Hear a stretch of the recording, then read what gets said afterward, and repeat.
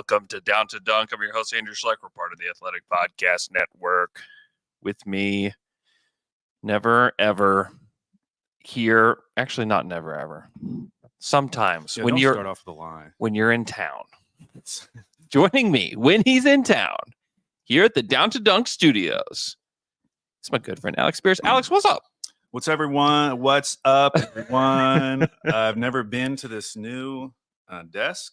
Hey, very professional. I like it. We're here. It feels good. Probably come back for the fry pot. I like it so much. Hey, you should. You should join us for the fry pot. It'd be much more fun. Something else that's really fun is the Thunder just destroying the Timberwolves last night in OKC. An impressive win. One that I thought, I didn't feel that good about it going into it. I don't know about you, and maybe that's just the freshness of the loss to the Lakers. Where the Thunder played reasonably well, but lost. But I did not expect a 20-point win, a 23-point win in Oklahoma City last night. Yeah, the game earlier in the season was close. Yeah, it made us feel a little bit more confident coming off of the play-in game. But at the same time, it does feel like one of those teams that we just don't match up great against. Mm-hmm. I still have that memory of that play-in game. It's just forever going to be burned into my mind, even though that team didn't have Chet, didn't have Kenrich, all these other guys. Right. I want to start here, Andrew. I think, tell me if you think this is crazy. I think that was their best offensive performance since the Russ era. Whoa. Now, here's my case for it. Okay, let's hear it. So there are games you can find where they scored more points per 100 possessions. Sure. For instance, this year there have been 5 games like that. The Utah game, the Portland game when they shot 61% from three. I was going to say that was one. The Clippers game and the 2 of the Golden State games. Mm-hmm. So they've had games where they scored more efficiently. I would argue, 2 of those teams terrible, Utah, Portland. Yeah. The Clippers game didn't have Kawhi. Yeah. And then Golden State, one of them didn't have Draymond. One of them was a very good game with everyone healthy. That Wolves team, though, all those teams I just mentioned, none of them are good defensively except for the Clippers. But again, they didn't have Kawhi. Yeah. We're talking about the number 1 defense in the league. Mm-hmm. In the league. And they put up 129.6 points per 100 possessions on them. Yeah. And not just that, Andrew. It was ethical hoops last night. They only had 16 free throws. Yeah. There's only been one game this season with fewer free throws for the Thunder. And that was the Portland game where, again, they shot 61% from 3 and did not need to get to the line. Yeah. More things. That was tied for their season high in assists with 35. They were passing the ball so well. And I think that somebody asked a Twitter question later about how were we able to do this so well? And they mentioned Chet's passing. And Vava, Giddey. SGA was awesome. SGA was unbelievable last night. In the half court, OKC, against the number 1 defense in the league, scored 120 points per 100 possessions. Wow. Do you know how many teams this season have scored better in the half court against that Minnesota Timberwolves defense? How about 0? Wrong. It was actually Phoenix. Phoenix did it. Oh, interesting. Yeah. It was an early game. Things were still going. Actually, they weren't going well, but they just had a good game. Yeah. And then listen to this. At the rim, 30% of their shots last night the Thunder took, which isn't actually that much. That's a 35th percentile. Yeah. They shot 90.5% at the rim. Wow. No team has shot over 80% at the rim against Minnesota. Wow. And listen to this. Only 6 teams have shot over 70% at the rim against Minnesota. Dallas, Phoenix, New Orleans twice, Golden State, Sacramento, and OKC twice. Wow. OKC shot 70% at the rim against them in that first game, the 3-point loss. Yeah. So I think you put all that together. It wasn't like they were gaming the system, getting to the line 40 times, which that's kind of what the Timberwolves are doing. Yeah. Yeah, that's exactly what they were. Ant did. And it wasn't like they had some amazing game from 3. It was a good game from 3. They shot over 40%. Yeah. But it wasn't like the Portland game where they shot 61%. Yeah. They were just incredible. The offense was incredible. Everything was clicking. And we saw in that first game when Minnesota went to the zone, it just gummed everything. Oh, everything was disgusting. That's what because they were up big. They had scored 60 points in the first half against the Timberwolves in the first game in Minnesota. And then they did it again in this game. They were scored 66, and you kind of wondered, okay, like they had already gone to the zone in this game, and it didn't bother the Thunder. And honestly, like there was nothing that bothered them. In fact, like the Timberwolves had to adjust to them later in the game, and it was just kind of too late. Yeah, and I was going back and reading Dane Moore's tweets. Who Dane Moore does a Timberwolves podcast. Yeah, and he was talking in the first half. He was tweeting, listen, Chris Finch does not like to change their approach. Like he likes to stay big, but I think this might be a game where they need to rethink it a little bit. Yeah. Which, how cool is that? This is very cool. You're asking, Dane knows how good that Timberwolves team is. Yeah. He's talking about the number one defense in the league, maybe needing to make an adjustment to match the Oklahoma City Thunder.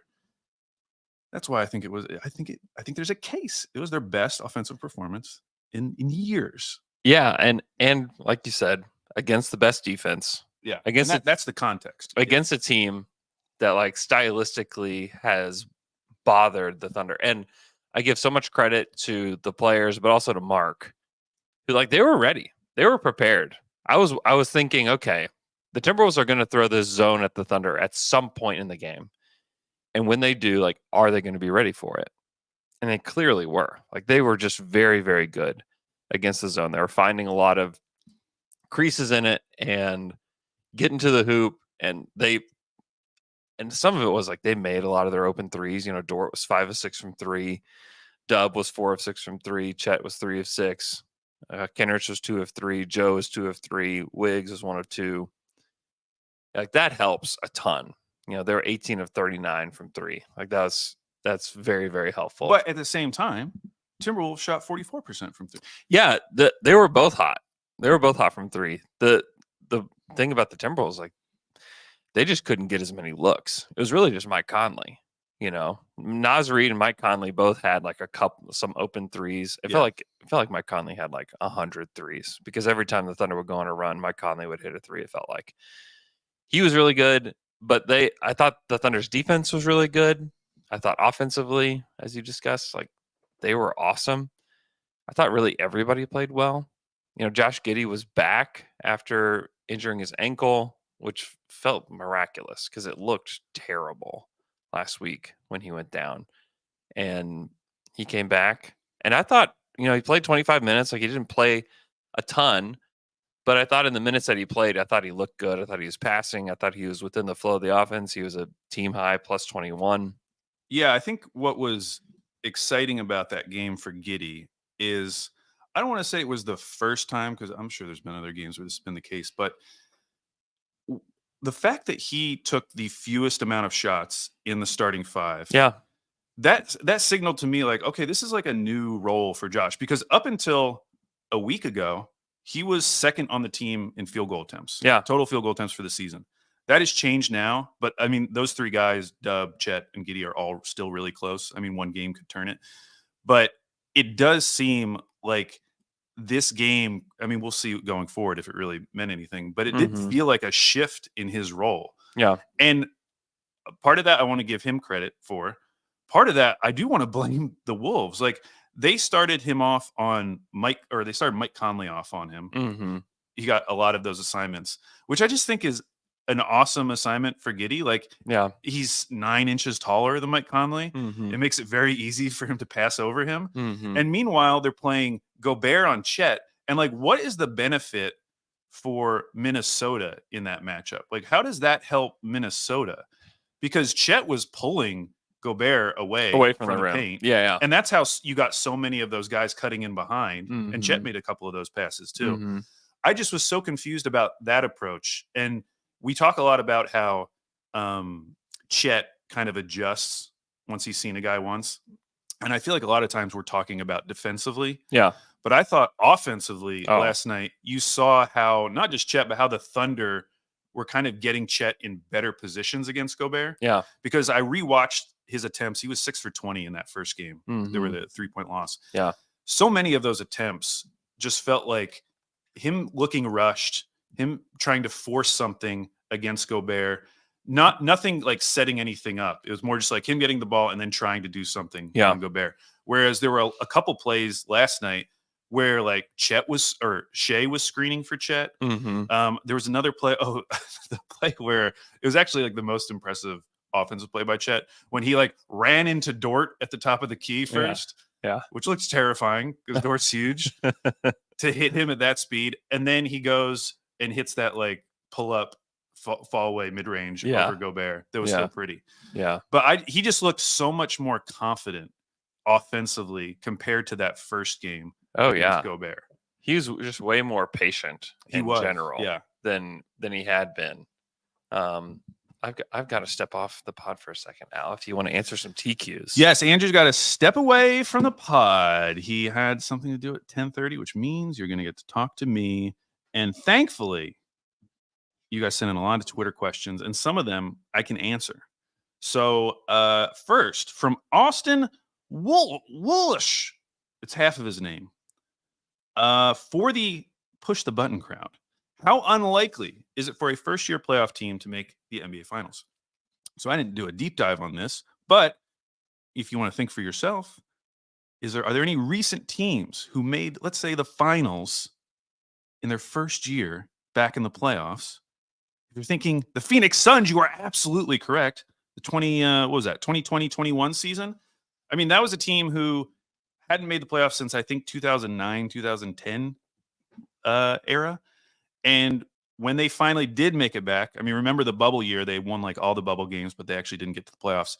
That next year, they bring in CP3, they make the playoffs, and they make the finals. So it's not impossible. However, I do think it is very unlikely for a first-year playoff team to make the NBA Finals. I mean, especially when you're adding someone like Chris Paul, a veteran who's been in tons of playoff games. The Thunder don't really have that guy. In fact, as we're talking, I'm going to look up who has the most playoff games on the current Thunder roster. Would it be Shea? Would it be Shea? Maybe Davis Bertans, actually. Okay, next question. But yeah, I think it's unlikely.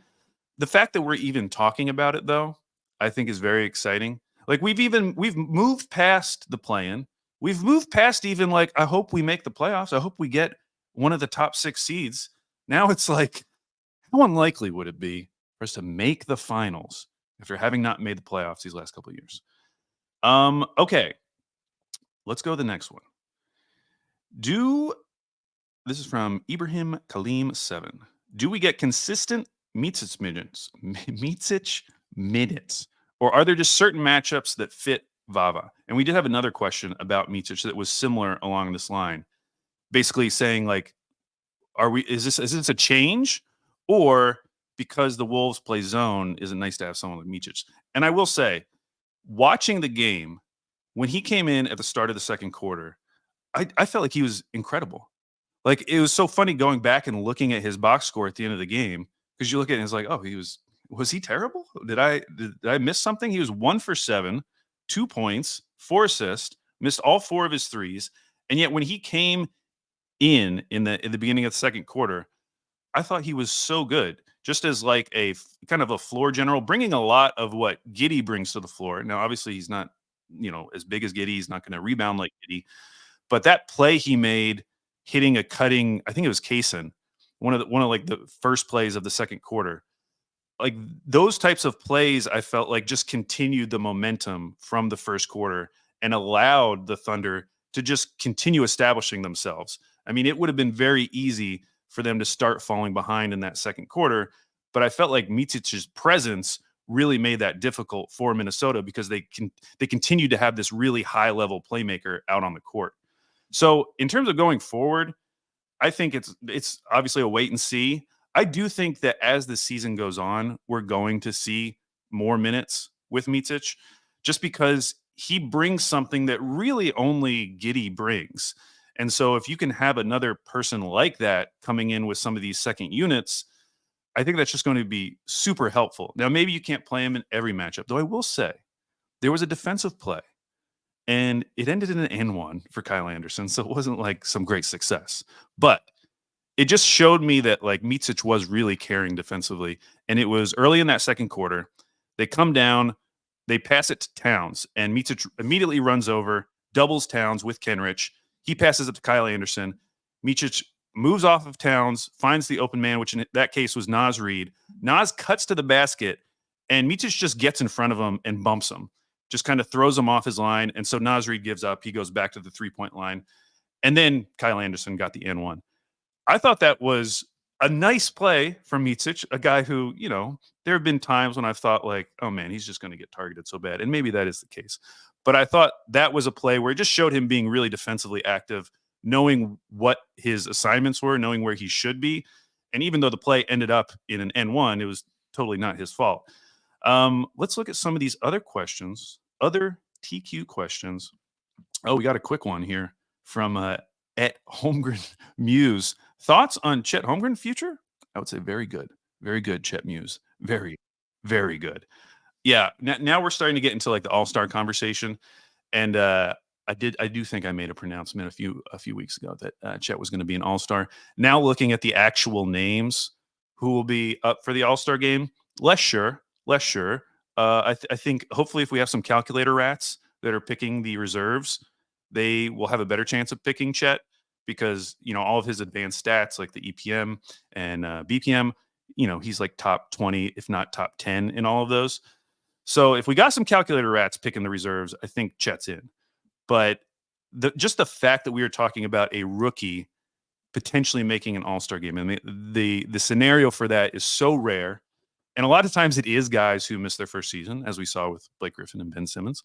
But the fact that we're even talking about that makes me feel like we have a top 20 guy, like a second top 20 guy on the roster right now.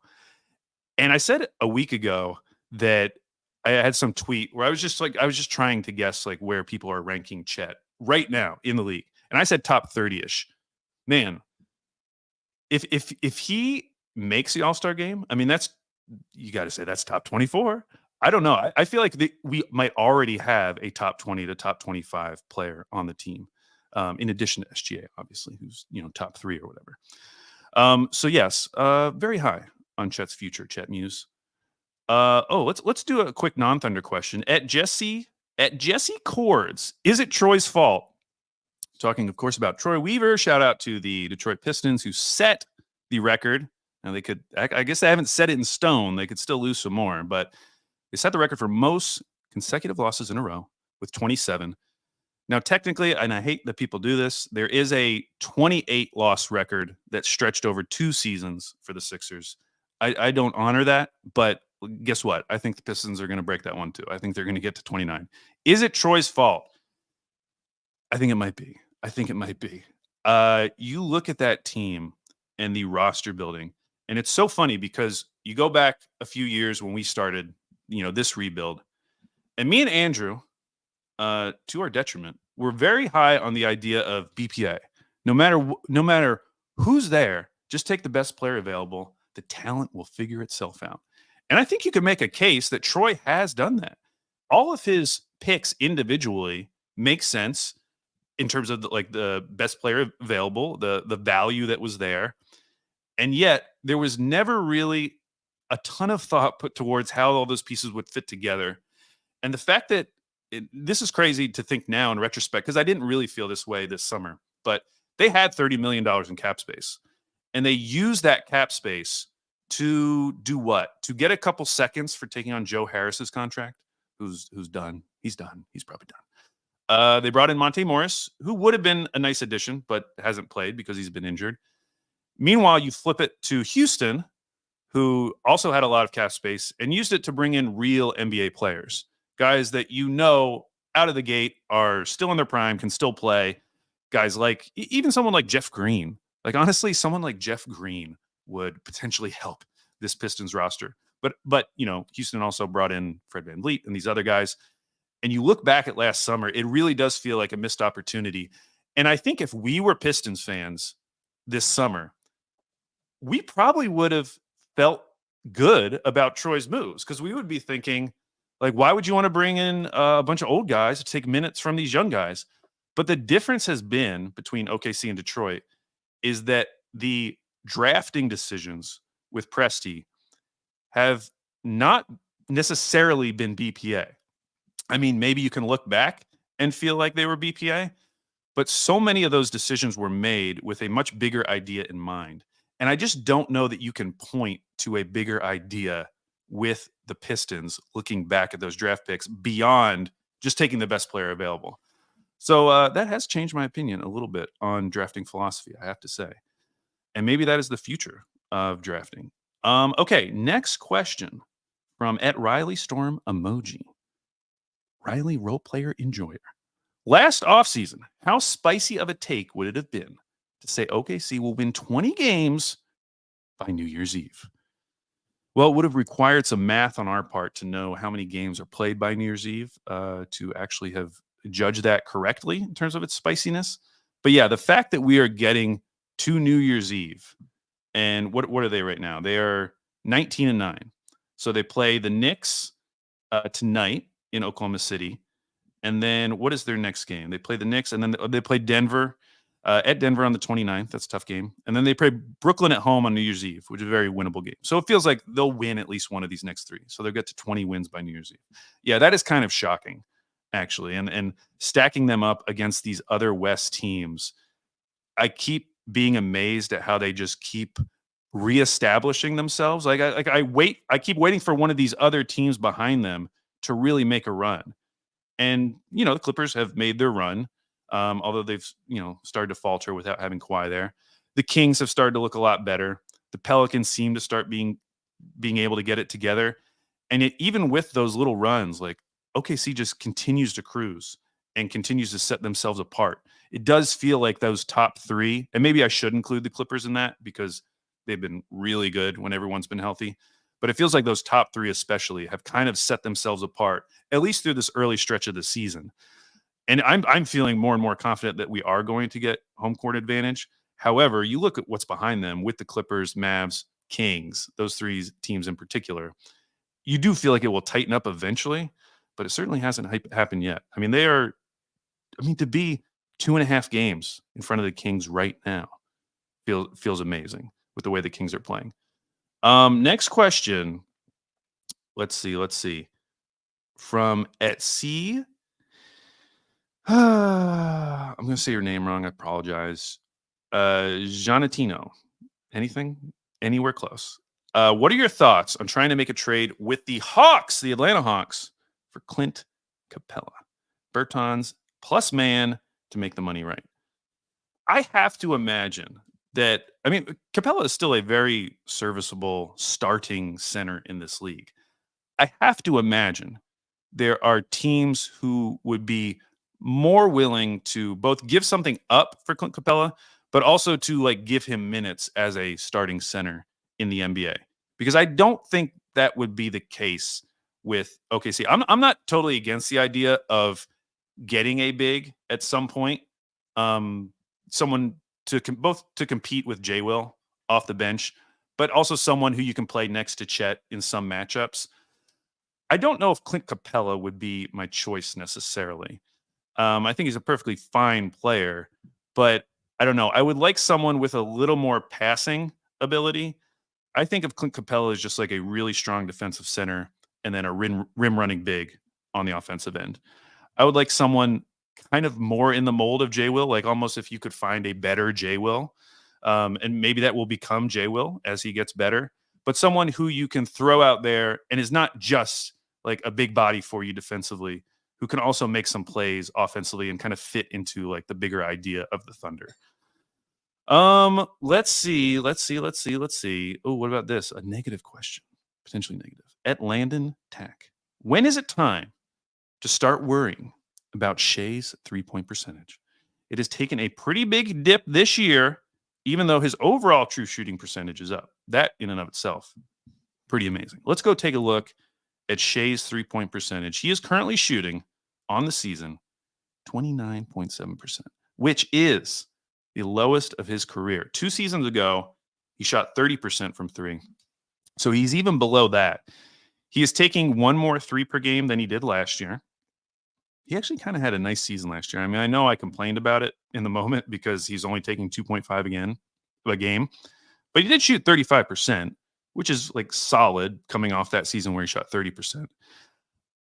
I would say it's hard to say you're worried about that with Shea when he's as good as he is. I mean, we didn't even read his line last night, but he was 14 of 19 from the field against the number 1 defense in the league. And they had McDaniels back, who is one of those guys you think of as someone who should theoretically give Shea trouble because he kind of has that like Herb Jones mold of just like super long, strong. It didn't matter. 14 and 19, 34 points, 6 rebounds, 9 assists.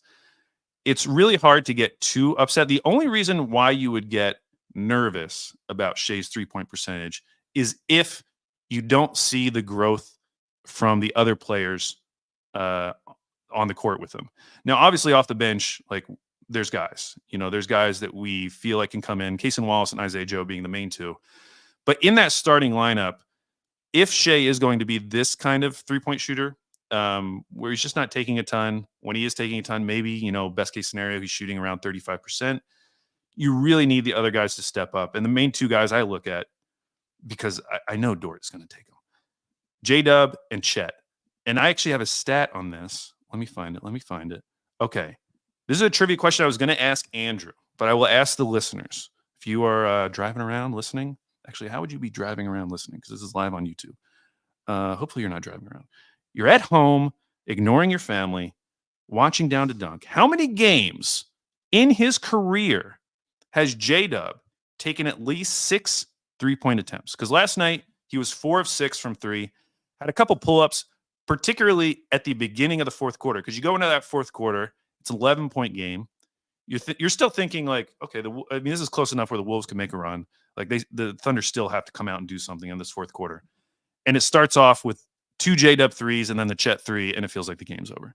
6 3-point attempts in that game. How many games in his career has J-Dub taken at least 6 3-pointers? The answer, I've given you some time to think. The answer, he's been in the league, 2 years now. 3, only 3 games. It was the LeBron setting the record game last year in LA, February 7th. It was the first game of this season at Chicago, and then it was last night against Minnesota. So those types of games, and still 6 doesn't feel that much. I mean, when you have guys around the league taking double-digit threes per game, it just doesn't feel like that much. But we need more of those type of games. The fact that there's only been 3 in his career, well, I'm not even talking about makes. This is attempts.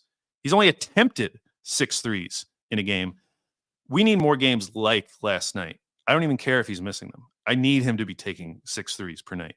Chet, I feel like, has definitely held up his bargain on that end. I mean, he has been great from 3, being willing to take them most of the time. Obviously, we have talked about his pump fakes and hesitancy in some games. But I thought last night in particular, not only was he good from 3, but the byproduct of him taking those threes was pulling Gobert away from the basket, opening up that baseline for some of those cuts that we saw. Dort, I feel comfortable about. So then you get to the Giddey Shea conversation. Can you really get by with 2? I don't want to call them non-shooters because they're both willing to shoot, but in terms of how they are guarded, I mean, Shea still feels like he mostly gets guarded from the 3-point line. Giddey, I mean, this is another thing I hadn't brought up with Andrew, but even when they would put McDaniels on Giddey, he was playing up on him so close to him. I was like, why? Just let him shoot. It's not a big deal. And meanwhile, Giddey has a really nice game as a result, because I feel like they played him in a way that worked to his strengths and allowed him to be more of a playmaker. So yeah, going back to Shea's 3-point percentage, if it's going to be this, the other guys have to step up. For this team to truly reach its ceiling, I do think maybe we don't need to get the Shea season that we had a couple of years ago. 2020, 2021, he took 5 threes a game, shot 42%. Okay, maybe that's asking for a little bit too much. But if we could kind of get a melding of the last 2 seasons where he's taking a few more threes, 3.5 per game, he's shooting 35%. I think that would really unlock some stuff. They were incredible last night, but unlock even more stuff for this team. Next question. Patrick Sievert. Should Shea be first team defense? Should he be? I mean, it's a Thunder podcast, so I feel like we got to say yes. Will he be? I can almost guarantee he won't be. I feel like the lag time from when a guy gets recognized as a good defensive player to when he actually makes like a first team defense team, it takes a couple seasons. So I would, if Shea makes like second team defense, I would be over the moon. I'd be thrilled. I think that was so cool. I think he's on a path though, especially if they make, well, they're going to, I feel like they're going to make playoffs. If he plays well defensively in the playoffs, I feel like that is the type of thing where it's going to get him more notice for that aspect. Now, the nice thing about Shea's defense is it's not just something that like you have to watch the games. You can look at the stats and see that he is like lapping the rest of the league in steals per game, which is only one indicator, but it is a nice, obvious indicator that he has gotten better defensively and is much more active defensively. So I don't think he's going to get first team defense. I think that would take a few years of like media buildup, because especially with all the defensive awards, like defensive player of the year and then the defensive teams, personally, I feel like so much of these selections are driven by the major voices in NBA media. And I'm specifically thinking of Zach Lowe. Like, I feel like when Zach Lowe, and maybe we should throw the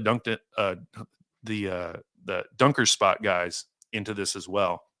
Like, they're all recognized as being so smart that when they have strong opinions on defensively about players, I feel like that carries so much weight for the larger NBA voting population. And so that's almost the bellwether. Like, if Zach Lowe in February, March is talking about Shea as an all defensive player, then I think it could happen. But I still think we're a few years away from first team all defense. Okay, Andrew said he had a meeting at 10:30. It's now been 18 minutes that he has left me here. Okay, here's another question. At Pepsi United, there's only one question, really. If, and I mean if, Kevin Durant demands a trade and green lights OKC, are you in or are you out on the trade? Let's say we manage to keep SGA, Chet, and Dub. It's so funny that we've been having these trade conversations talking about the type of player that would theoretically fit all of these boxes, check all these boxes that we're looking for. You know, obviously we still want someone with size. We want someone who can defend bigs ideally, but we don't want to give up, our spacing. So if they could shoot as well, that'd be great. And honestly, if they could pass a little, that would be very helpful. We could fit them right in. And we never once mentioned Kevin Durant, who checks all of those boxes, obviously. If that trade was a scenario, and again, you could do it. I got to get this take off before Andrew gets back on. If you could do it without giving up SGA, Chet, or Dub, I think you would have to do it. You're talking about Kevin? Yeah, I'm talking about Kevin. Pepsi United asked about it. But here's the deal. Here's the thing with the KD trade ideas that everyone's throwing out there right now. Yeah. Once you trade KD, it's over. Like, you're having to trade Booker next. Like, they are not going to trade KD. Let's wait for Booker. Even if he asked out, I don't think they're trading him. Similar to what Joe Tsai did the first time KD asked out, and he was like, no, why would I trade Kevin Durant? Now, he eventually gave in, but once you trade KD, it's not like they have their young core back there with Cam Johnson and Mikal Bridges. Like, you're done, because you're likely going to be getting kind of a package that Dr. I almost call him Dr. Pepsi United is referring to, which is that it would probably be a picks heavy base package. Maybe some young guys. Yeah. Like, that's not getting you anywhere if you're Phoenix. Like, that's resetting your timeline. And at that point, you have to trade Booker, which Booker would get an incredible haul. I mean, they're as bad as it is for Phoenix. They do have an out, which I'm sure they don't want to do, but they do have an out that could return a lot. But I just don't think there's any chance they would trade KD. I don't think they should. And I don't think the Thunder should or would do it either. Why not, Andrew? Do you not agree he would fit? I mean, I do. And he would only overlap for 1 year when the next big contracts hit. So he'd be an expiring. If he's old, whatever, trade him. No big deal. But it's like you're giving up picks. Kaysen would probably have to be in it. That is probably true. You would probably have to give up Case and Wallace for Kevin Durant. Kevin Durant, talking about Kevin Durant. Yeah, I know. I mean, he's great. He is the one player where if they did make the trade for him, it would substantially change my feelings about this team in the postseason. Dude, the expectations. I don't think the Thunder want to fast forward their expectations, because that would make them. People would say the Thunder are now the favorite in the West. The fact is, though, like that's happening right now. The expectations for the Thunder are every time they beat a team like Denver or Minnesota. Like I don't think that they are where they would be if they got Kevin. No, I think it would lock it in. It would ratchet things up so much. And then what if Kevin's gotten hurt a lot? He has gotten hurt. And then if you do, and you have cashed in your good first rounders and Case and Wallace and Josh Giddey and Davis, Davis. I just am not. I don't know. I just don't know that I want to do it for a 35-year-old Kevin Durant. If he wants to come here as a free agent to kind of rebuild his free agent. Yeah. He's going to be so old. Yeah. He can come off the bench, whatever. Also, I kind of want Kevin to lock in this legacy. Wow, petty. You're so petty. You don't want any redeemed team. Absolutely petty. This is absolutely petty. As a free agent, that would be the 26-27 season. Yeah. It's so far away. Come on, old man. He's already 35. He's 39. I want Kevin to lock in the legacy that he could only win an NBA title with Steph. And he left a team that could have done it here and decided that he would go with Steph, and then also decided himself that it wasn't such a good idea, teamed up with Kyrie, left, now is in Phoenix, and he's already unhappy. He's already whining about it. No. Kevin, wow. You can stay. You can stay in Phoenix. You can lose in round one. I'm much more forgiving. I have much more grace than Andrew. I also just want to win a championship. So I'd welcome back with open arms. I think this team is going to have a chance to win a championship, whether they deal for Kevin Durant or not. Yes, but can they win 3 championships, which is what they would win if KD came? They would. I don't know. Kevin has he's got some stink on him right now that I don't want with this organization. I can't deny the stink. He does have a lot of stink. There is a pattern. There's a pattern that's occurring where he guts a team of their assets, arrives, and then when things don't go well, he gets a little pissy. And then he wants to leave. I mean, in reality, I'm just so out. In reality, even if this could happen, I don't think the Thunder would be willing to give up quite the package that would push Phoenix over the edge. Because I think right now with Phoenix, I mean, everyone's always available for trade if you offer a dumb enough trade offer. Yeah. I just don't think that the Thunder would offer that level of trade offer. Because you think about what they traded for him. Mm-hmm. They traded Mikal Bridges, Cam Johnson, 3 unprotected firsts, and I believe 3 unprotected swaps. Yeah. Like the Thunder aren't getting close to that. Yeah. So they're not getting back like a neutral trade. Yeah. They're going to be taking a hit no matter what. Yeah, they will. And I just don't think as a new owner, the guy who green-lighted that trade as his first move, a year later, he's not going to be like, okay, give me 50 cents back of my original dollar, and I'm happy with it. I know. And I mean, it's been a lot of like the subsequent deals that have been made that have really killed them. Like just the idea of like, even though they didn't give up a ton for Beal, it's like just the idea of like trading for Brad Beal and that being some kind of solution. It's just, I mean, it screams new owner. And the fact, I mean, it's wild that like they get rid of Monty, who had the problem with Ayton, and then they also trade Ayton, and they don't get back a ton. I mean, they've really destroyed like any future in Phoenix whatsoever. Really poor asset management. Yeah. Maybe not on the level. Actually, I would say on the level of the Pistons. Yeah. Yeah. I mean, definitely. It's bad. It's going to be really bad. And if I'm the Thunder, I wait for the Devin Booker thing to unfold. Yeah, I just like the fact that we're talking about it because I remember listening to Phoenix Pods a couple of years ago saying, let's just wait for Shea. Let's wait for Shea, pair him up with Booker. Yeah. And now it's like they have good luck. Let somebody else get Kevin. Let Booker get unhappy. You bring Booker here, and like he's younger. He's been more healthy. He's had some injury issues, but he's been more healthy than Kevin has lately. He's a good defender. He's become a really good defender. You pair him with Shea. Oh boy, dude. Oh boy, They would dominate. They would destroy. That would be. We gotta stop talking about it. And I also like I love this Thunder team. Like it would be so cool if like this was like the team that was Kevin Durant without Kevin Durant that maybe that got there, because like SGA, Chet, and J-Dub have like the NBA DNA to be a championship level team themselves without having to make some big deal. And I do believe in that.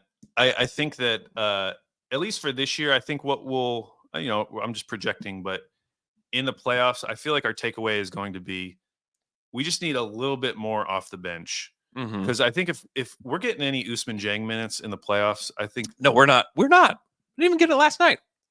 But I'm saying, like, there is a point on this roster in the playoffs where I feel like it will become obvious, like, we need something. Yeah. Well, in place of this. Well, that's why I would look to the Brooklyn Nets and say, hey, how do we get Dorian Finney-Smith on this team? Yeah, DFS, someone asked about, are there one or two reasonable guys to improve this team? Yeah, I mean, this was Donnie Hazelwood asked that question. I mean, I would call them, and I would try to get not only Dorian Finney-Smith, I would try to get Royce O'Neal too. I would try to get both of them. Hedge your bets. One's got to work out. I think they're both good. They are both good. And you're talking about, like, the Thunder want to play small. They showed that last night. Those are two guys that I think can help you play the way you want to play. Royce O'Neal is a good player. Royce O'Neal is a good passer. He's a good shooter. He's a pretty good defender. Dorian Finney-Smith, a really good shooter, wing defender. He's a big wing. He's big. He's 6'7", 220. And the nice thing about him is he's already had stretches playing power forward. Like a couple of years ago in Dallas, he played 78% of his minutes at power forward. He's great. So it's someone you can play in that J-Dub role and maybe can be off the bench. But you could also play him in a starting lineup next to Chet and it would work as well. It'd be great. It'd be great. So like you could give up Bertans, Vava, Poku. Wow, you're giving up Vava. And whatever, like you can give him like a nice first rounder for Finney-Smith, who has 3 years or 2 years after this left. Yeah, that's nice. On his deal, and it maxes out at $15 million, which is unbelievable. And then Royce O'Neal is expiring. So like those two, those are it's a small move, but it changes. I mean, if you have both those guys coming off the bench, like you could probably, you would close games with Finney-Smith. You could, and you could even close games with Royce O'Neal. I mean, that would help so much. My only thing, though, is if you're Brooklyn, you are 500 right now. You're firmly in the play-in zone. Yeah. You're ahead of whoever the 11th seed is right now. I think it's the Hawks by a couple games. So, like, you're feeling pretty good. Yeah. You're 3 games up on the Hawks to fall out of the play-in. Yeah. Why would you trade really high quality role players when you yourself are really only one trade away? And maybe that is Donovan Mitchell. Like if you could get Donovan Mitchell a couple months from now, you'd probably want Dorian Finney-Smith and or Royce O'Neal still on the roster at that point, because you want to surround him with guys like that who can hit threes, defend, wings. Yeah. So I mean, they have Mikal and they have Cam. They have Cam. I just feel like you would, to get this deal done, I think you need to incentivize them a little more. Yeah. To really do it. Because remember, they don't have their picks. There's no benefit for them to tank, to ever bottom out. Yeah. You could give them 2 firsts. Why not? Someone asked a question, Andrew, and I wanted to make sure we get to this. Who was it? They were asking you about Dort. They said that they had just sent you a message. Dort. They wanted you to talk about, here we are. At the OG Chicken _. Andrew, I just tweeted at you. You need to talk about how good Dort has been this season. I made them angry. There wasn't anything angry in it. But I want to talk about Dort too, because I wrote some things down. By the way, did you hear me? How many games has J-Dub taken at least 6 threes in his career? I don't know. I didn't hear you. It was 3. Wow. 3. One of them was last night. Wow. Okay, Dort. Did you hear him after the game? What do you say? He was really funny.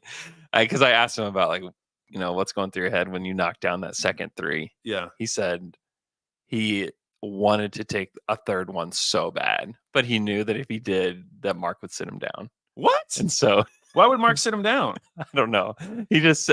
Mark even mentioned after the game that, like, he had the wherewithal to not take the third 3 and to make the play that was in front of him and not to, like, heat check, basically. Mark doesn't like heat checks. I guess Mark is against heat checks, which is really lame. Wow. Which is not for Bertans. Because I feel like every Bertans shot is a heat check. Yeah, I was going to say Bertans is a heat check, and, like, that's why he doesn't play very much. But Dort is currently shooting 41% from 3 over 27 games. Woo! Now, that sounds amazing. It is. And it is. But I did look it up. He has actually had 2 of these stretches before, over 27 games. Yeah. Now, they were last year, and they were overlapping. So it was like November 11th to January 6th. Yeah. He shot 41% from 3. And then November 30th to February 10th, he shot 41% from 3. Mm-hmm. What's really interesting, though, is, and this is good and bad. So he's taking the fewest above the break threes of his career, at least since his rookie season. Mm-hmm. He's shooting 47% on his above the break threes. Wow. That feels like some regression to the mean coming, because previous seasons, 30.6, 31.5, 32.2. He's been very consistent above the break. Pretty good. But he's also taking career high in corner threes and only shooting 34%. Previous years, 40%, 43%, 44%. So I do think there's a regression coming both ways. Yeah. Question is, which happens first? If it's his above the break threes, we're going to see some bad Dort games where he continues to not shoot the ball well from the corners, and now he's shooting like 30% from above the break. Yeah. The other thing I would mention is in the restricted area, career high. 2.3 attempts per game, career low for that. 57.1%. Yeah. Last year, 48.6% in the restricted area. Wow. The year before that, 54.7%. Year before that, 50.3%. Overall, he's at 61% true shooting. Wow. Which is easily a career high for Dort. Yeah, this has been kind of the Dort we dreamed about. Yeah. Once upon a time. Like, could you eventually just put enough good guys on this team where naturally everything just settles and Dort settles into a role that makes a lot of sense for him? And that has definitely happened this season. And we'll see if that begins to happen with Giddey, because I do think last night was an example of that. Yeah. Giddey settling into a new role as well. Because those top 3 guys, like that shot distribution last night, like that's what you want to see. Oh, yeah. You had Shea at 19, Chet second at 13, J-Dub third at 11, Dort at 9, and then Giddey at 7. Like, that's great. Yeah. That's great. That's what it feels like it should be like, especially when the guys are hitting 14 of 19, 8 of 13, 7 of 11, 7 of 9. Dort was 7 of 9. So Dort has been great. I don't think he's going to end the season shooting 41% from 3, but he has some room to improve on the corner threes to get back to where he was. So I do think we are potentially looking at a career best 3-point shooting season for Dort. Yeah, I think it's something that he's been talking about over the past couple of years, is that he really wants to be a better decision maker. And for him, decision making is different than with like Shea or Giddey or Dub or even Chet. The decision is like, do I shoot it or don't I? Or where do I move on the court to receive the pass? Yeah. Like, those are the decisions that he has to make. And he's been so much better. I mean, every shot that he took last night felt like it was wide open. He's also been better at the rim. Like, that's been a huge thing for him. And he was good at the rim to start last season. So I want to see if that continues, because he did not finish well toward the end of the season at the rim. But he's been really good, and he's been great defensively. He's settling into this role where he just takes open shots. He's going to go cold at some point, and then he'll keep it back. I mean, he's streaky. This is just how he is. But if he can settle in at like 36% from 3, and teams at least have to think about him, and he doesn't settle in at 30%, or what was he, 33% last year? if he can settle in at like between 37% from three, like that's ideal. That's the kind of player that we like talked about and wished for. Somebody like Tabo's best seasons were that, but he didn't take that many threes. We always would always talk about if we could take another player and merge them with Andre Robertson, then they could become, the great, like he's becoming like that kind of player. And he shoots it well from the free throw line, which I think is big. Because I remember like Andre going to the free throw line with those Kevin Durant games was just like, oh my gosh, like it was a disaster. But he shoots it well from the free throw line and has like throughout his career. He's shooting it well from three this year. And he's shooting it well from two, like career high from two, 47%. He was 38% from two last year, 40% the year before, 38% the year before, 39% the year before. I mean, he's been really bad from two. Not as bad as like let's get. Oh, those are. I just listed all his field goal percentage, not from two, but 46% from two last year, 58% from two. No, I'm reading the wrong ones over and over again. 44% from two last year, 51% this year. He's been so much better in every aspect, and I think it just comes down to he's taking the right shots, he's taking less shots, and he's contributing in a way that is just so helpful for him. Where like he's going to have similar to like Dorian Finney-Smith, like one of the better contracts in the league, in the next like couple of years because he was making $15 million. He's starting. I don't think anybody thinks like Dort shouldn't be starting. We haven't had that conversation, which is great. And a lot of it is like he's just better. He's a better decision maker. Yeah, he's out of the Van Vliet zone, which Fred Van Vliet, the FVV zone. Now I texted Andrew the other day because I was asking them if they knew what Fred Van Vliet was shooting at the rim, which at that time was like 38%. Yeah, he has improved. It's up to 45% on cleaning the glass. Mm-hmm. But yeah, he's probably the worst finisher, high volume finisher in the league. Yeah. Rudy Gobert took only his 15th three of his career last night. You remember that shot? It was an out of bounds play. Yeah. Looks like it was designed for a Gobert three. I thought that was interesting. Yeah. Listen to this. So I mentioned Giddey only took 7 field goals last night. Yeah. How many games in his career do you think he's taken 7 or fewer field goals? Oh, wow. This is now his 3rd season. That's a great question. He usually plays a lot of minutes. That's right. I'd say like 3. I don't know. It's been in games where he's played at least 25 minutes, which he did last night, because he did have some games where he was injured, so he didn't take a lot of shots. Yes, it was 3. He's had 3 games where he's played at least 25 minutes and took 7 or fewer field goal attempts. It's only the 3rd time this season Giddey has had a usage under 20, because that was the other thing. And as a reminder, usage does not take into account assists. So that is just like mostly you scoring. Yeah. Getting to the line, things like that. His usage in that starting lineup has been the highest just within that lineup, even higher than Shea's through the early part of this season. Wow. So again, like him taking fewer shots, focusing more on playmaking. He didn't even have a good rebounding night last night. I think he only had 2 rebounds. Yeah. But like that is the type of player, the type of role. Now, to be clear, like that is a very different player than we were talking about this summer. So there has to be some adjustment there. Like, I don't know if you give that player a huge extension, but that's a question for another day. And we're talking about one game. We need to see him. He needs to continue to evolve if he wants to fit on this team. And I agree. And it becomes, how can we utilize his passing when he's in the middle of the floor, which is something they did last night? How do we get him to play in transition? And how do you get him to be a opportunistic scorer and a better like overall rebounder? And what do you do when, like, if they had guarded him with Gobert last night? Because I still don't feel like they have figured that out yet, because all of a sudden teams stopped doing it. Yeah. Like why the Wolves didn't go with that approach as opposed to putting Gobert on Chet, which maybe they did that because they looked at the first game where Chet looked way out of sorts. But now that you've seen this version of Chet against Gobert, how could you go back to that? Yeah. Like just put Towns or McDaniels on him. Yeah. Yeah. I mean, I that's a good question. And I think it's something that we'll have to answer, over the course of the next 40 games or so to like really figure out who is Josh Giddey with this team.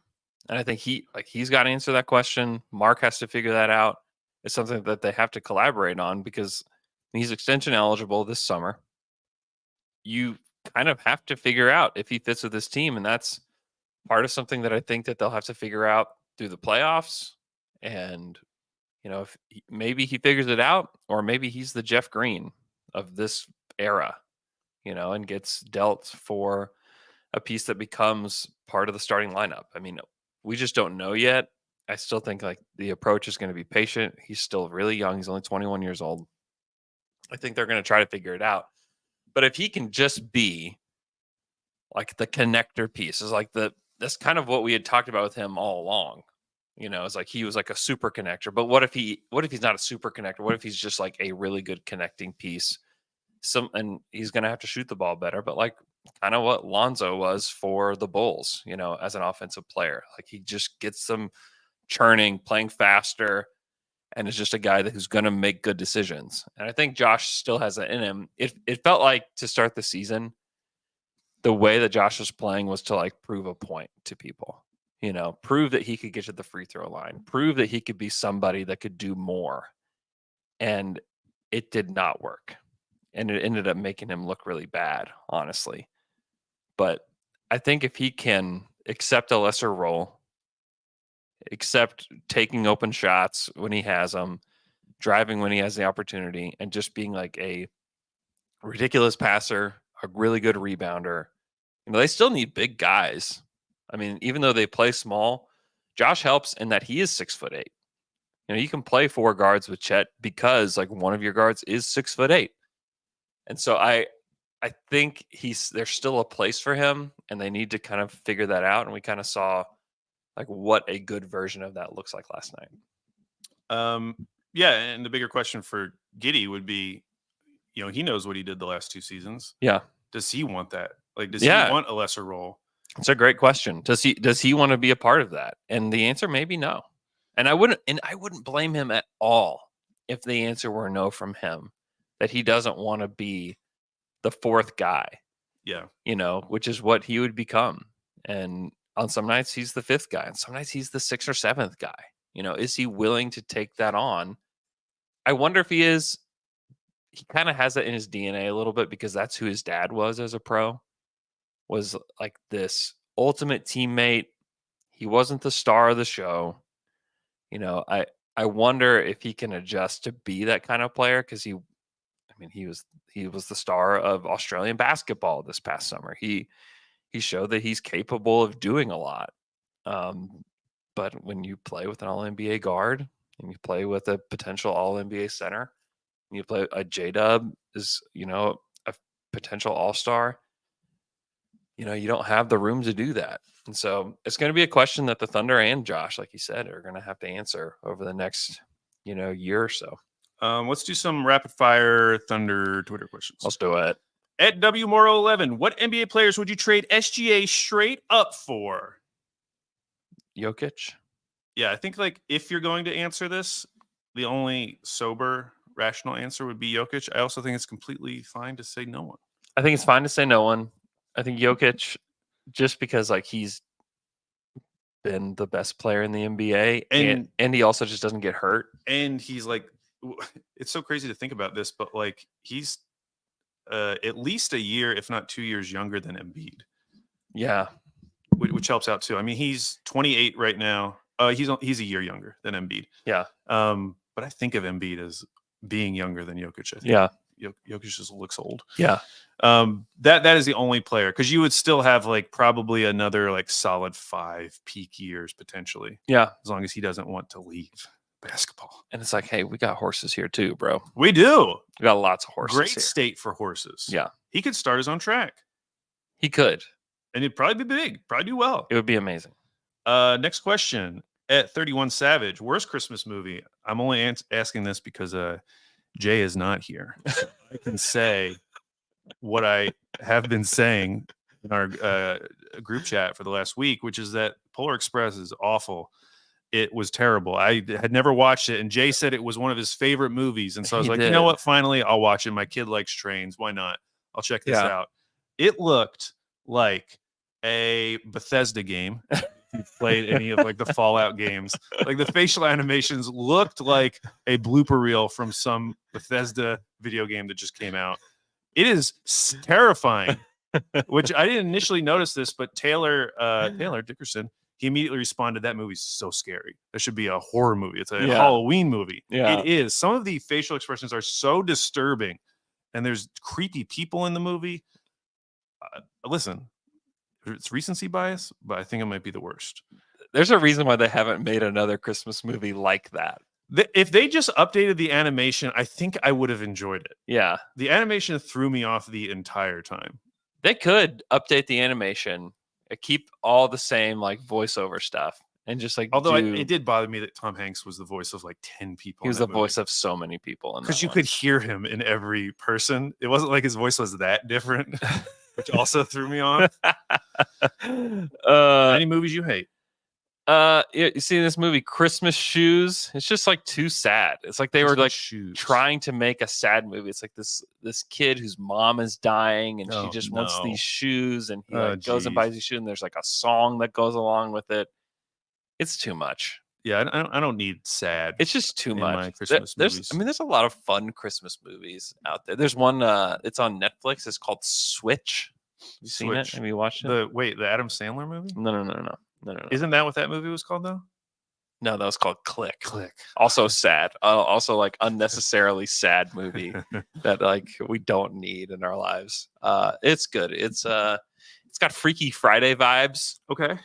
You know, like it's so like the dad and the son like switch bodies, and the mom and the daughter switch bodies, and the baby and the dog switch bodies. Oh, very nice. It's great.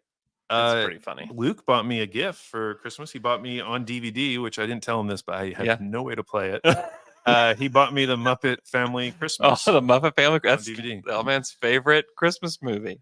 Yeah, I took my my 18-month-old over there, and he was just wrecking Luke's Legos. And Luke was so I could tell he was being nice, but he was like, "Oh, Callum, why don't you give me that? Why don't you give me that? I'll put it back together for you. I'll put it back together."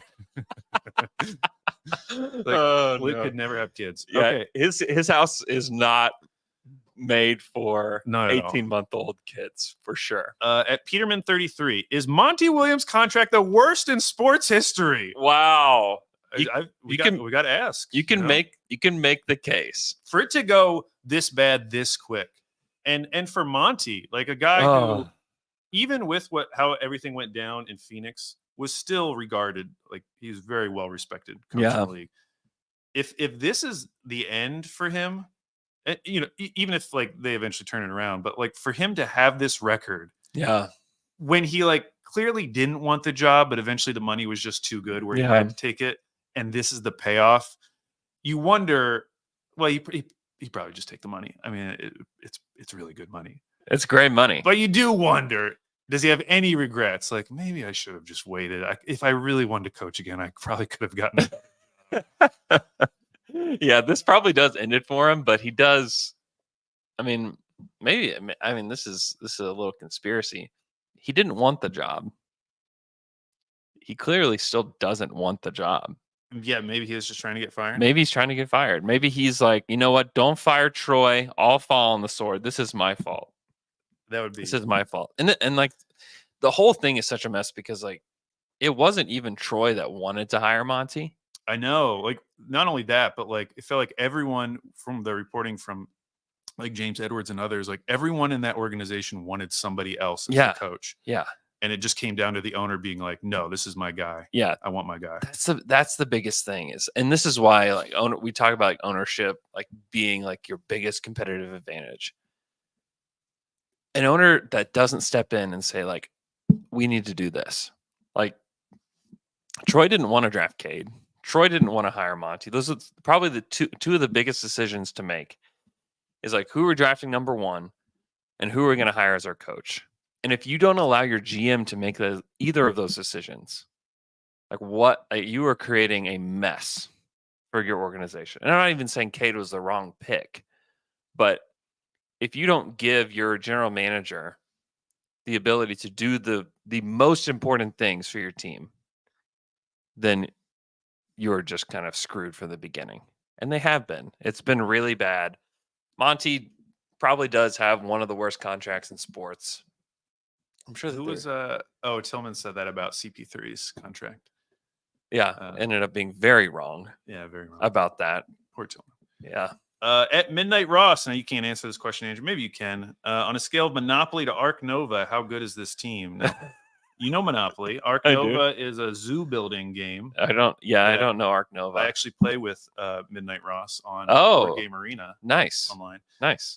Listen, I'm not going to say they're Ark Nova because that would suggest that they're like the best team. That would be if that's the highest rating. So I'm going to give them a Wingspan. Game of the year a couple years ago. It's about bird watching. Okay. Yeah. Very good game. Deserved expansions. Wow. Very popular. Always enjoy playing. It has a great adaptation on Nintendo Switch. You should want to try it out. Wow. And so I put them right there. So still very high. But Midnight Ross, this is what I don't like about Board Game Arena. Everyone can see your stats. So he knows that I play Ark Nova all the time by myself against usually guys over in China who are experts because you can see their flag. And I feel like I always get matched up against literally it says expert. Yeah. Over in China who just destroys me. Wow. So it's very rare that I win, but I love it so much. And that's what make a good game. Good game. You play Coconuts? I've never played Coconuts. It's great. I'll try it out. I'll look it up. Have you seen it? No, I haven't even seen it. You get all these like little. Each person has like this little monkey that has his hands out like this, and you put this little green coconut in their hand. And you like flick it into these cups. Oh, that is called a dexterity game. Yeah, dexterity game. Interesting. I do like dexterity games. It's so fun, and it's funny because my 5-year-old is better than all of us at it. Really? He just crushes us. They got any pro leagues? We got to look into it. He could join. He could be the best Coconuts player of all time. What do you think about this question? Because we've talked about this before, but I do think it's interesting now that they've lost 27 games in a row.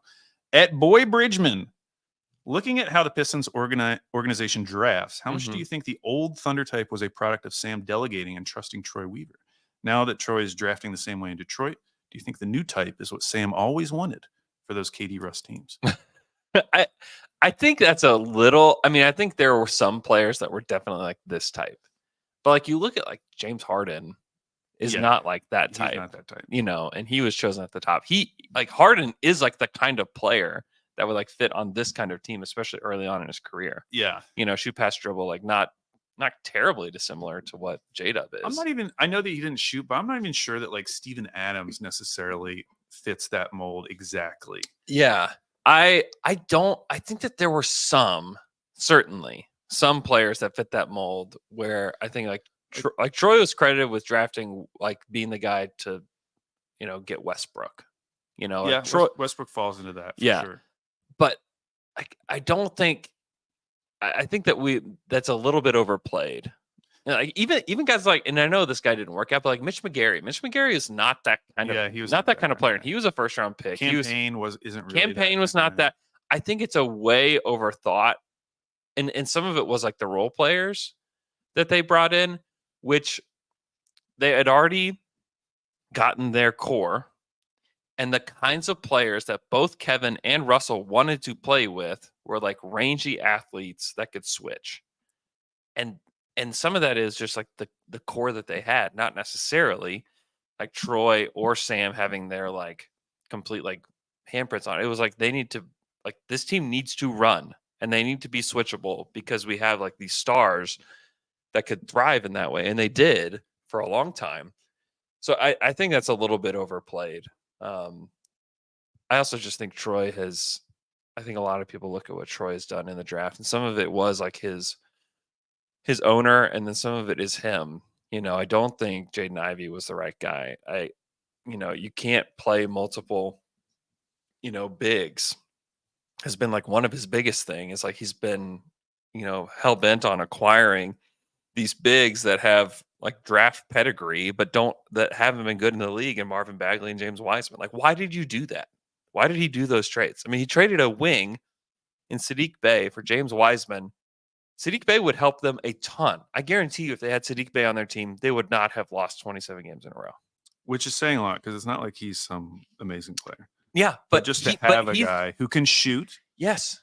He's just a competent enough wing to put out there. I mean, like last night they subbed out, I can't remember who it was. They subbed in Alec Burks, at the end of the game. Like Alec Burks is like a big part of what they're doing. And it's like if Alec Burks is a big part of what you're doing, there's a big problem. And him being terrible this season is also one of the reasons why they've lost. Yeah, he's been so bad. Last year, he shot listen to this. Last year, 41% from three. Wow. Year before that, 40%. Year before that, 42%. Year before that, 42%. He's currently shooting 33%. That is huge because he was supposed to be, along with Bogdanovic, one of the guys who could give them some relief. Shooting 38%. And some of that is like he is like one of the only guys like, hey, yeah, just like stick somebody to him and like you don't have to worry. Because like he's not going to make contested threes. Like he'll make open threes, but I'm sure he's not even getting any open threes. I mean, it's such a mess there in Detroit, and it's not going to end well. I can tell, and I still like some of the pieces they have individual. I still really like Asar Thompson. I still really like Cade Cunningham. If they could just get like some actual shooting around those guys, I think they'd be okay. At Jam Packard. The goals can't get 3 points in the Premier League. What's up with that? Hey, listen, Jam, we got a lot of injuries right now. Jam Packard? This year's about Europa League. We made it to the knockout stage. Who cares about the Premier League? We're not getting relegated. Let's go. Final question is, I wonder if they deleted it. They were asking, I thought it'd be a good way to end it. Tonight, the Thunder play. They play the New York Knicks. Yeah. And someone had asked, what are the, main concerns with the Knicks, what should we be looking for tonight, other than stopping Jalen Brunson? Which, by the way, there was actually another. Where did all these questions go? Someone asked, has there ever been a player who had like a celebration or a quirk or something that bothered you? Mm-hmm. And I couldn't think of a Thunder one, but I will say that Jalen Brunson's smelling the webbing of his fingers that he does. I don't like that. Why does he do that? That's a weird one. If I was a fan of the Knicks, I would probably be into it and do it and think it was cool. But from the outside, I don't like that celebration. It grosses me out. It is a weird one. Yeah. That was from Simon Eat Dog. I would say like one of the biggest concerns when I thought about this game earlier on in the season was Mitchell Robinson, who's like one of the best offensive rebounders of all time, ever. Not this season. Of all time. He's so good.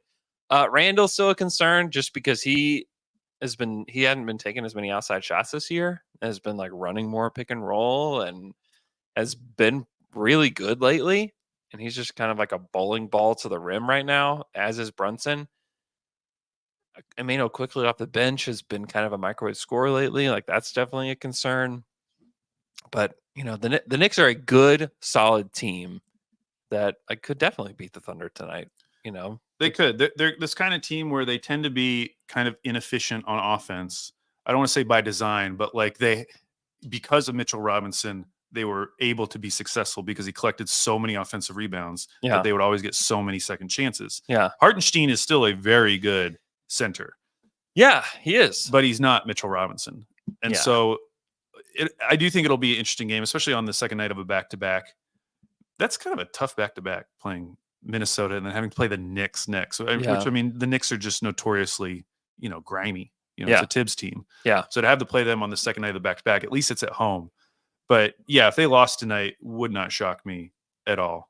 Yeah. Just because the Knicks can be annoying to play. Yeah. Yeah. I mean, I think the Thunder are a better team than they are, but yeah, the Knicks, they've got a lot of talent. My wife was even asking me like, who's on the Knicks? Like, who even plays for the Knicks? Do they even have any players? It's like, I was like, Jalen Brunson? She's like, no. Like, Julius Randle? No. Like, they have some of like the most like mediocre like names for like stars on their team. That's true. RJ Barrett? Like, no, I don't know RJ Barrett.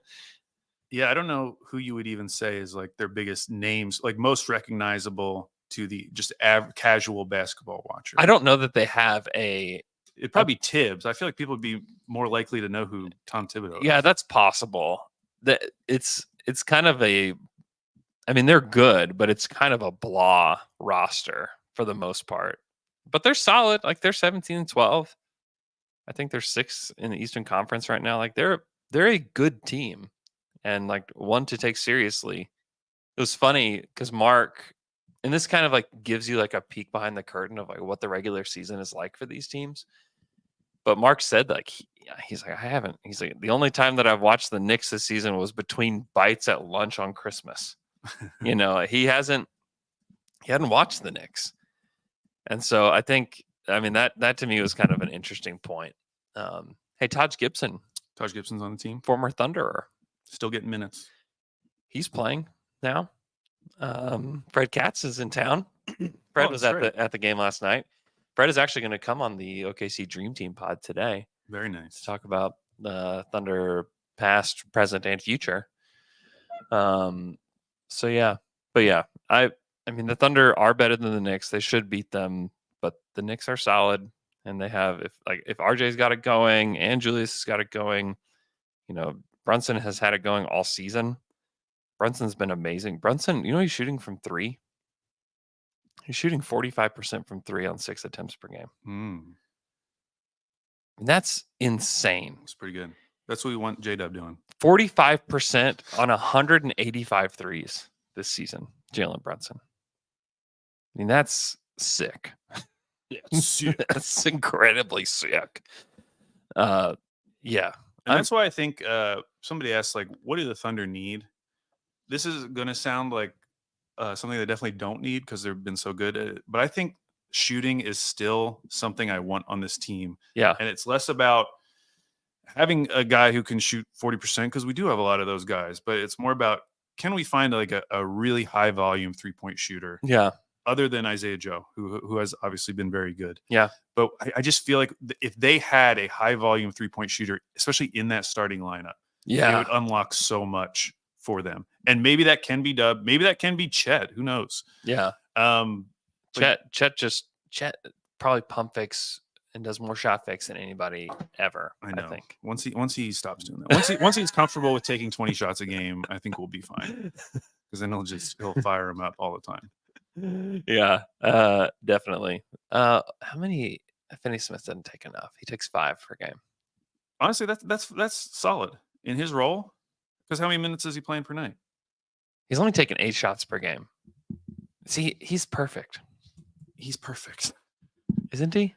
Yeah, no, I think he is too. Yeah, he's shooting 44% from 3 this year on 5 attempts per game in only 29 minutes. 29 minutes. And let's go look at his 3-point attempt rate, 67%. That's good. Yeah, that's all I'm looking for. Free throw attempt rate, 4.3. And his nickname is Dodo. Okay, I got to go. Okay. Thanks so much for listening to this podcast. We'll have another pod for you on Friday with the Fry Pod crew, plus Alex, I think. Enjoy the Knicks game. We'll talk to you guys again on Friday.